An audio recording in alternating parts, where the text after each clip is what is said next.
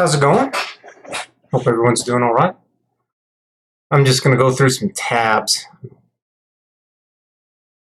I almost have this taken care of. Blender's taking time like I thought to learn, but I'm actually getting some things done.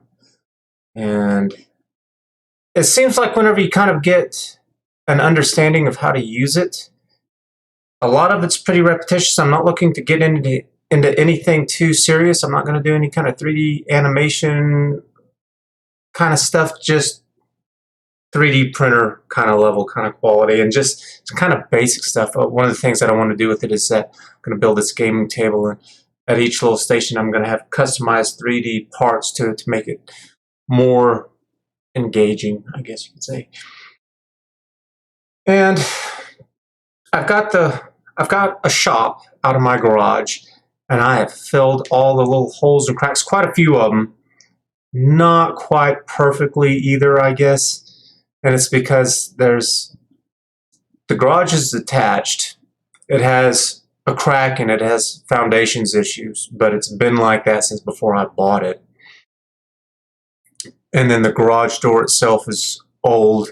It has plenty of issues with it as well. But of all of them that are there with the cracks and the holes, I've probably filled up 90% of them. Got this really big heater, bigger than what I thought it was, and was out there today cleaning up or organizing, and it was comfortable, even though it's pretty cold right now. It's like, yep. And I've got the last little bits on order from Amazon coming on through the mail now. I guess the only thing I do have to do is, I think I'm going to have to move the 3D printer because I think it's going to be too loud, and it's just right here beside me, but I can put it back over there against the wall. But whenever I get past these, whenever I get past the learning curve of learning how to use Blender and also learning how to slice the material or slice the projects so then it can be 3D printed, whenever I get past those learning curves, it'll be a hell of a lot easier, because after that I'll know how to do it, and I won't have to learn it. I can just start doing it. But this is learning it and making what I want to make and printing it, and after this it'll just making it and printing it, making it and printing it. So, anyways. And the same thing with the garage, with my workshop. Whenever I get that thing all together, it's like I also have 2 speakers because I have 4 of them in there. 2 of them are just shot. And it was like $20 for them. It's like, that wasn't nothing. So that way I can be in there and listen to music or whatever. Anyways, I don't know. What do they say? The British waffling. I wanted to go over just this ridiculous thing right here. I'm going to speed it up a little bit here too, with how ridiculous she is. And this is No More Excuses breakdown. Australia would be the first to enforce 40% gender quotas in corporation. And so these women in this are lying. For this inequality of outcomes. No, gentlemen, time to the Lindleys. And this is from a YouTube channel called Casual Bachelor. I usually like this guy pretty well, but let's listen to what she has to say, because he doesn't get enough of it. I wish he would have said a little bit more, which is why I'm doing it. Board member is part of a global movement to get companies to have at least 30% women on their boards.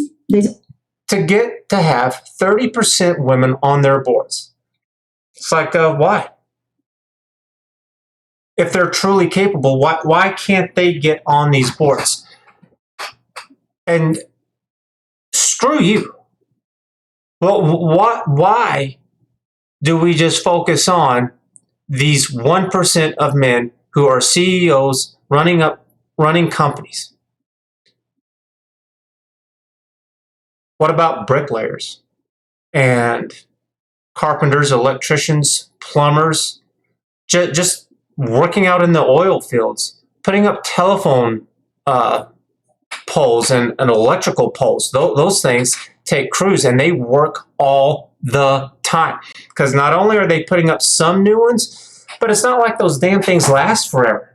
They're just made out of wood. Or quite a few of them are made out of wood, and people, they crash into them. The wind knocks them down. Some of them are made out of metal, and those things rust over time. So, I mean, they have their issues, and they get worked on constantly. And whenever they're building up new stuff, they have crews where they live out there, either on site or they put them up in hotels. I tell you what, I've met some of those guys too, and it's like they're just jacked because they're always having to climb up and down those poles, and so that's like a full body workout every single day. And it's not easy. You know, it's the men who do all these laborious jobs. If it weren't for men, there would be nothing. There's this video of where 4 women, maybe I can just find it real quick. I can't find it, but it was on, I don't think the YouTube channel's around anymore. Maybe it is. It was some stupid nonsense garbage where, and one of the things that they did was that 4 women carried a fridge up some stairs to one of their apartments. And they were like, yeah, we can do this too, just like men. And someone got a hold of it and then said, this is what a real man could do. And so after showing that on this second channel, they then showed another clip of this guy who took a fridge, picked it up by himself, put it over his shoulder, then got on his bicycle and rode off. Because it was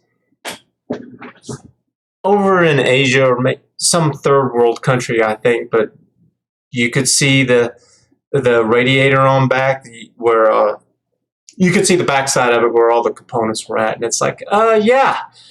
Not only did he carry it by himself, but he got on his bike and started riding it. It was ridiculous. But it's like, you know what? What's keeping women from starting up their own company? Why do they need to be riding on the back of men or these other companies? What's stopping them? It's like, do it yourself. Oh, I will show.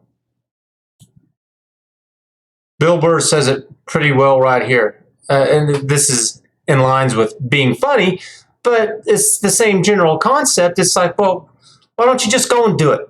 Stop looking for other people to give you some kind of gratification. If you want to go do it, just go do it. Can women be funny? Yeah, of course. Some people have a hard time saying yes, though. There are a lot of angry young men on the internet that are like, women can't be funny. Will you guys just fucking grow up and just sit down and write your own horse shit and come up with it? Start your own fucking show. Have your own award show. Quit waiting around for other people to do shit for you. That's the fucking problem. If you guys had your own big club and I was standing outside of it, you'd never fucking let me in. Same thing. You know, if you want to be a part of these big companies, what's stopping you? There is no police officer who's sitting around watching these women. There's no Bureau of Investigations looking into women who are trying to start up their own big companies and putting a stop to it. That has never happened. What's the truth of the matter? The truth is that it takes an enormous amount of time and energy and effort to be able to create something like that.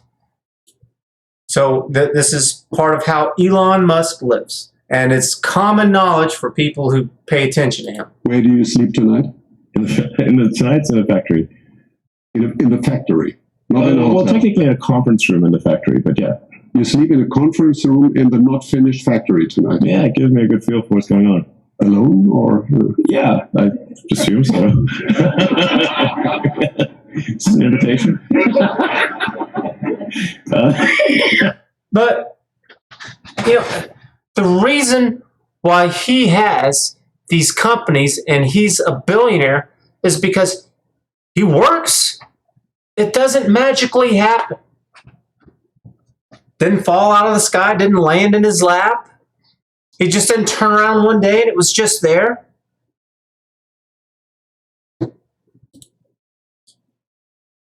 Well, if you ever watch documentaries about these people, whenever they're talking about, especially whenever they're first getting their businesses off, they put in an insane amount of hours. Whenever they get hired to the top, some of them, like Jeff Bezos, it's come down quite a bit because Jeff Bezos isn't doing too much on his own anymore. He has just all of these people to help him do a lot of these tasks, and they've become extremely repetitive. So repetitive to the point that they've got these robots in their warehouses that help out with a lot of this stuff.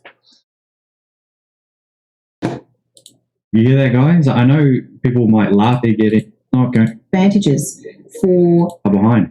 there's economic advantages for having proper diversity in our organisations. No, nobody did this. These companies, no matter which company it was, not a single one of them said, "Oh, let's start up this company so we can have some kind of diversity." No, they said, whoever that person was that started up that company, it's because they said, "I see something I can do. I understand this. And I understand it so well and feel so good about it that I really feel like I can succeed at this. Enough that I'm willing to risk my money and my time and my energy." And a lot of them, they'll give up a job that they might have to go and to do whatever it is that they're going to do. It's not this. This doesn't guarantee success at all. In fact, this is the track to failure. I say this from time to time. Whenever my mom was dying from cancer, I did not care who had the answer. I just wanted the answer. Didn't matter if it was a man, woman, young, old, black, white, tall, short, fat, thin, whatever. Didn't matter. I just want the best people working on the job, whoever it is that they may be, so that someday we can have that cure. And you're not going to get it by saying, "Oh, well, you're just going to get the job just because of this quality, this characteristic that you have no control over." That's ridiculous. And that's right across, that's starting from our political organisations, our governments, and our corporates, our not-for-profits. So basically, That is not what any of them are there for. It's not what any of them are there for. Walks of life treated poorly, the way that Christine Holgate was treated as the CEO of Australia Post. I don't think the Prime Minister and his team would have treated a man. Man, talk about assumptions there. That they would have treated a man differently. It's like, let's say she was treated bad. Maybe she just wasn't doing a good job. And maybe the only reason why she was there in the first place was not because of her qualifications, but just because of what she had in between her legs.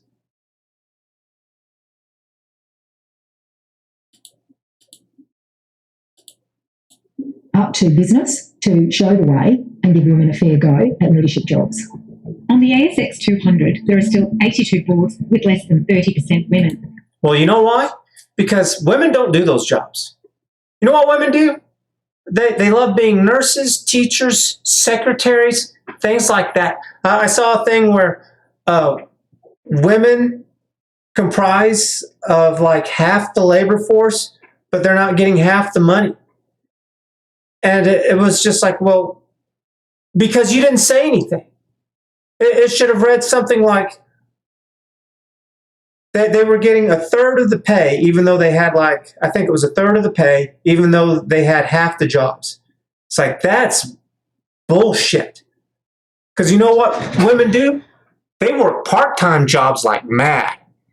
And even whenever they have full-time jobs, they'll take time off all the time. And for the year, they don't even make it where, on average, they're doing a 40-week time frame there. That after the year's up and you add it all up and you divide it out with the weeks, that they're not even hitting 40 weeks on average for a work week because they've taken so much time off. Men, on the other hand, it's the other direction. That whenever you add up all the hours that they've worked for that year, they're over 40 hours on a work week because they'll go in and they'll do overtime. But it's not because there's anybody who's telling these women that they can't. There's no police officers, there's no government agencies, there's nobody saying we can't. And if they were really getting paid less, that is exactly who all these businesses are going to call up first so they can pay them less on overtime. Only 21 companies have a female chair. But why are they only talking about companies? Well, what about prison officers and cops and soldiers? I mean, the military is drastically dominated by men. There's nobody denying women the opportunity to go. They are not talking about opportunity. They are talking about equal outcome. I don't want to work, but I want to get just as much money as that CEO. I don't have the qualifications. I don't want to put in those hours, but I want to get paid the same as them.